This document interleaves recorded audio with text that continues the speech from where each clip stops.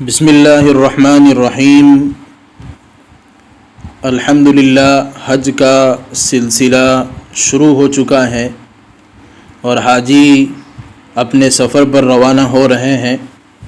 اللہ رب العزت کا یہ حکم اتنا بڑا ہے کہ اس پر اللہ رب العزت نے اجر اور ثواب بھی اتنا ہی بڑا رکھا ہے۔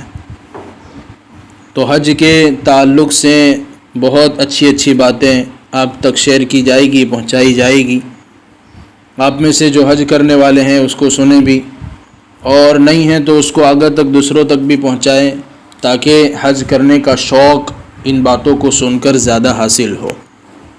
تو حجاج کے لیے، حج کرنے والوں کے لیے ثواب اور اجر کی اللہ کی طرف سے بارش ہی بارش ہوتی ہے۔ ایک روایت ہے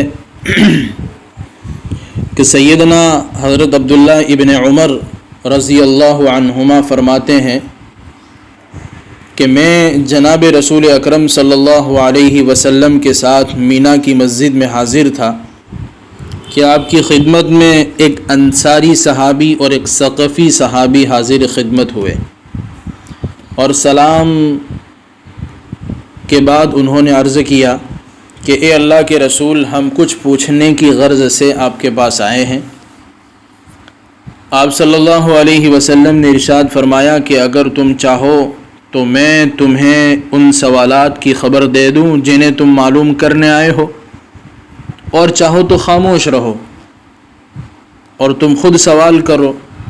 ان دونوں نے عرض کیا کہ اللہ کے رسول، آپ ہی ارشاد فرمائیے۔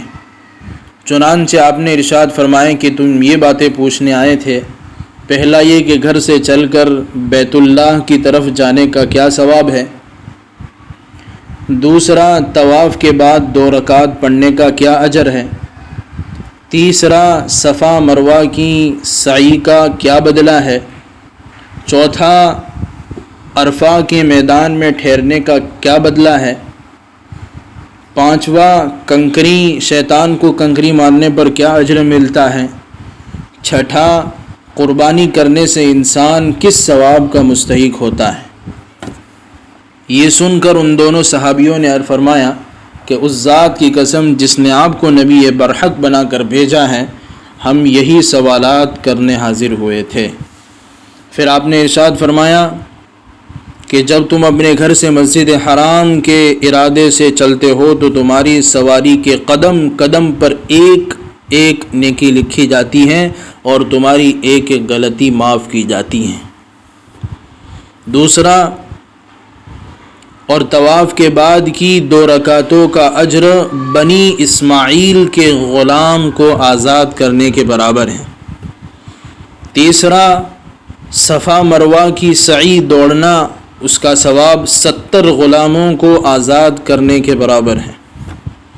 چوتھا، تمہارا عرفات کے میدان میں ٹھہرنا،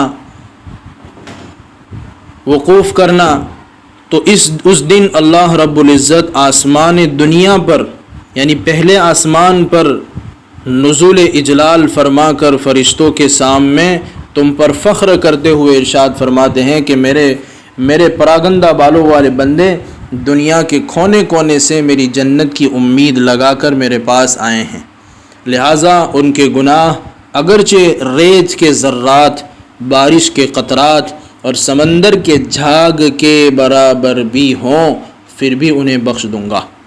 پس اے میرے بندو، جاؤ بخشائے واپس جاؤ، تم بھی بخش دیے گئے، اور جس کے لیے تم نے بخشش کی سفارش کی ان کی بھی مغفرت کر دی گئی۔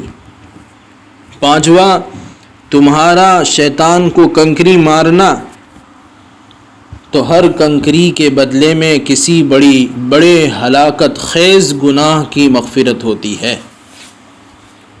چھٹا، تمہارا قربانی کرنا، تو اس کا ثواب آخرت کے ذخیرے میں جمع کیا جاتا ہے۔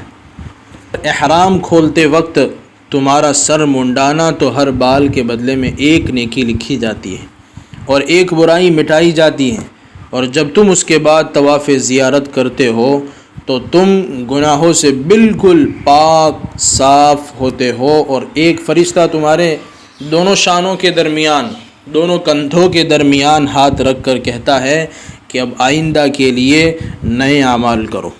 تمہارے گزشتہ سارے گناہ معاف کر دیے گئے۔ اللہ ہم سب کو اپنے مبارک بابرکت گھر پر لے جائیں اور یہ سارے اعمال کی توفیق عطا فرمائیں۔